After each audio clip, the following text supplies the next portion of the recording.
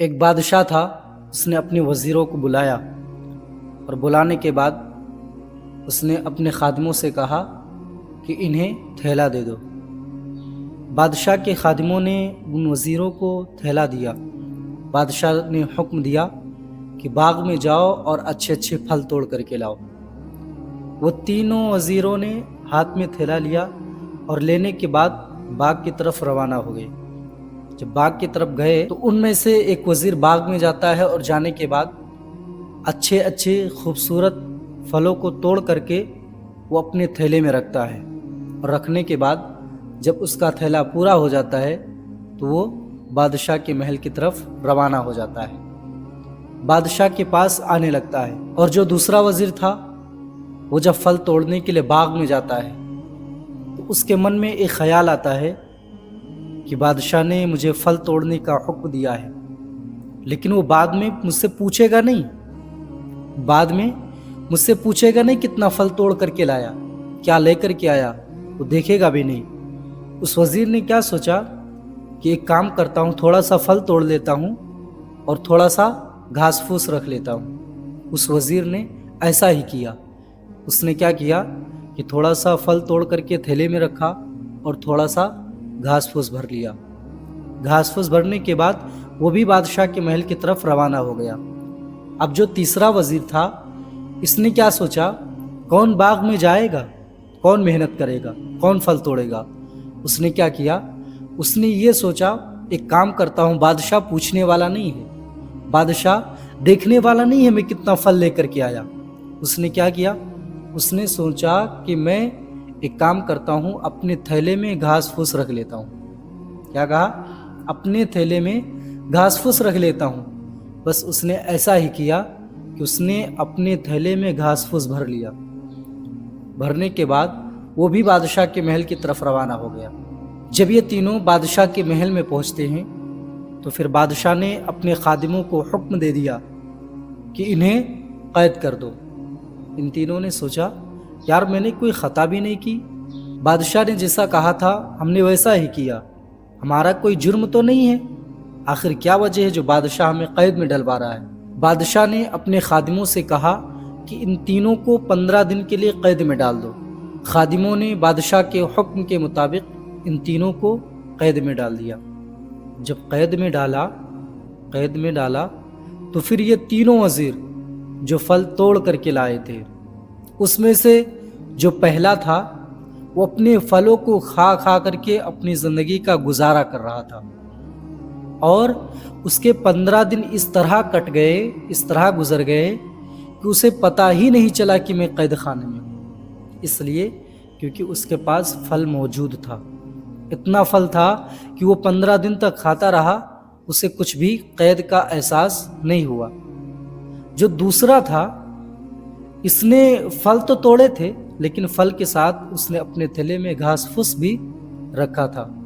اس نے جو پھل توڑے تھے 15 دنوں میں کچھ دن تک پھلوں کو کھاتا رہا اور کچھ دن بھوکا رہا، کمزور ہو گیا، لاغر ہو گیا، کیونکہ اس کے پاس اتنا کھانے کے لیے پھل نہیں تھا جس کو کھا کر کے یہ گزارا کرتا رہے، کمزور ہو گیا، لاغر ہو گیا۔ لیکن جو تیسرا تھا، جس نے یہ سوچا تھا کہ بادشاہ مجھ سے پوچھے گا تو نہیں، وہ دیکھنے والا تو نہیں ہے نا، اس نے سوچا میں ایک کام کرتا ہوں، گھاس پھوس بھر لیتا ہوں۔ وہ 2 دنوں تک زندہ رہا، کمزوری آنے کی وجہ سے اس کا انتقال ہو گیا، کیونکہ اس کے پاس کھانے کا کوئی سامان موجود نہیں تھا۔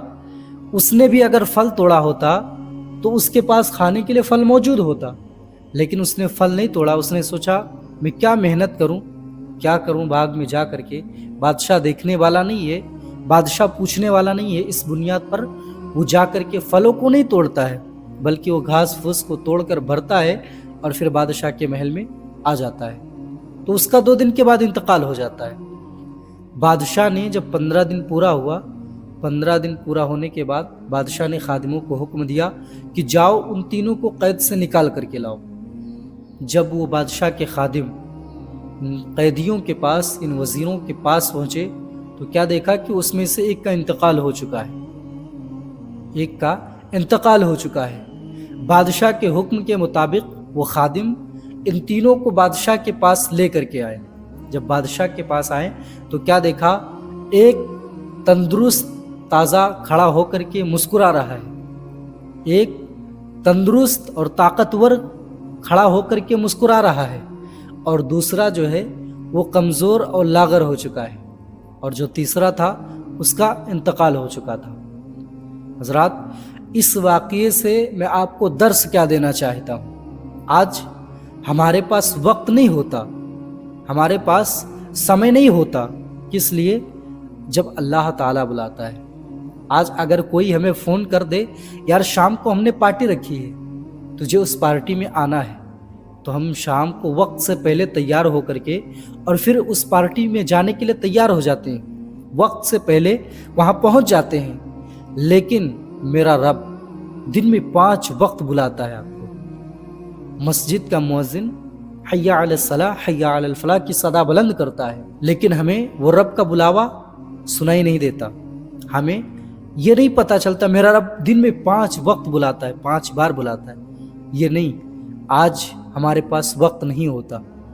حضرات، میں آپ کو کیا سمجھانے کی کوشش کرنا چاہ رہا ہوں، آپ کو کیا بتانے کی کوشش کر رہا ہوں، وہ یہ کہ کچھ لوگ ایسے بھی ہوں گے کل قیامت کے دن جو اللہ کی عبادت کرتے ہوں گے، رب کے صدا پر فوراً حاضر ہوتے ہوں گے، نیکیاں کرتے ہوں گے، وہ اللہ کی عبادت کرتے ہوں گے، کل قیامت کے دن وہ اسی طرح تازہ اور تندرست ہوں گے، اسی طرح مسکرائیں گے جس طرح وہ وزیر کھڑا ہو کر کے مسکرا رہا تھا۔ کیا؟ جس طرح وہ کھڑا ہو کر کے مسکرا رہا تھا، کیونکہ اس کے پاس کھانے کے لیے پھل تھا، اس لیے وہ تازہ اور تندرست تھا۔ کل قیامت کے دن اس کے پاس نیکیاں ہوں گی، جو اللہ کی عبادت کرتا ہوگا، جو رب کی فرما برداری کرتا ہوگا، وہ اسی طرح کھڑا ہو کر کے رب کے سامنے مسکرا رہا ہوگا۔ اس شخص کی مثال بالکل اسی وزیر کی طرح ہے، وہ کھڑا ہو کر کے مسکرا رہا ہوگا۔ اور کچھ لوگ ایسے بھی ہوں گے جو اس دنیا میں رہ کر کے گناہ بھی کرتے ہیں، خطا بھی کرتے ہیں، اور اللہ کی عبادت بھی کرتے ہیں، خدا کی فرما برداری بھی کرتے ہیں، یعنی دل میں خدا کا خوف بھی ہوتا ہے اور دل سے خدا کا خوف نکل بھی جایا کرتا ہے۔ ایسے لوگ ہوں گے جو کل قیامت کے دن ان کی پکڑ ہوگی، اور ان کی مثال بالکل اسی وزیر کی طرح ہے کہ جو 15 دن میں کچھ دن تک اس کے پاس پھلتا کھاتا رہا، اور کچھ دنوں کے بعد وہ کمزور ہو گیا، لاغر ہو گیا، پریشان ہو گیا۔ اور کچھ لوگ ایسے بھی ہوں گے جو نہ نماز پڑھتے ہوں گے، نہ خدا کی فرما برداری کرتے ہوں گے، نہ خدا کے فرمان پر عمل کرتے ہوں گے، نہ قرآن کی تلاوت کرتے ہوں گے، نہ حی علی الصلاح حی علی الفلاح کی صدا پر جو پہنچتے ہوں گے مسجد کے دروازے پر، تو کل قیامت کے دن ایسے لوگوں کو اللہ تعالیٰ جہنم میں بھیجے گا۔ اور ان کی مثال بالکل اسی وزیر کی طرح ہے جس کا انتقال صرف 2 دنوں میں ہو گیا۔ اس لیے اے مسلمان، میں تجھے پیغام دینا چاہتا ہوں، میں تجھے بتانا چاہتا ہوں، آج تیرے پاس وقت ہے، اپنے خدا کو راضی کر لے، آج تیرے پاس وقت ہے، اپنے خدا کو منا لے، ورنہ یاد رکھ آج تو دھوکے میں پڑا ہوا ہے۔ آج تو یہ سوچتا ہے میں کچھ کروں گا نہیں، اللہ کی عبادت نہیں کروں گا پھر بھی میری بخشش ہو جائے گی۔ کیسے ہو جائے گی تیری بخشش؟ جب تو خدا کی نافرما برداری کرے گا، نماز پڑھنے کے لیے مسجد نہیں آئے گا، تو پھر کون ہے جو تیری بخشش کروائے گا؟ تو آج سوچتا ہے میرا پیر آ کر کے میری بخشش کروائے گا۔ پہلے پیر کا تو بھروسہ کر لے، پہلے پیر کو تو اس طرح چن لے جو واقعی میں پیر کے لائق ہو۔ پیر وہی سچا ہوتا ہے جو تجھے نماز کی تعلیم دے، مصطفیٰ کی حدیثوں کا تعلیم دے۔ ایسے ہوتے ہیں پیر۔ ایسے پیروں کو اپنا پیر مت بنا جو خود ہی نماز کی پابندی نہیں کرتے۔ حضرات، اگر جنت چاہتے ہو تو خدا کی فرما برداری کرو، پہلے وزیر کی طرح بن جاؤ، یعنی اپنے کام کو بھرپور طریقے سے انجام دو۔ اور وہ کام کیا ہے جو میرے رب نے قرآن مقدسہ میں ارشاد فرمایا ہے، اور وہ کیا ہے؟ اللہ تعالیٰ فرماتا ہے وَمَا خَلَقْتُ الْجِنَّ وَالْإِنسَ إِلَّا لِيَعْبُدُونَ، کہ میں نے جن اور انسان کو صرف اپنی عبادت کے لیے پیدا کیا۔ انسان، پہلے تو رب کا عبادت کرنے والا بن جا، اپنے رب کی فرما برداری کرنے والا بن جا۔ اللہ تعالیٰ کل قیامت کے دن تجھے ہر وہ چیز عطا کرے گا جس کا تو طلبگار بنے گا، کیونکہ اللہ تعالیٰ فرماتا ہے آج تو دنیا میں رہ کر میری مان لے، کل قیامت کے دن میں تیری مان لوں گا۔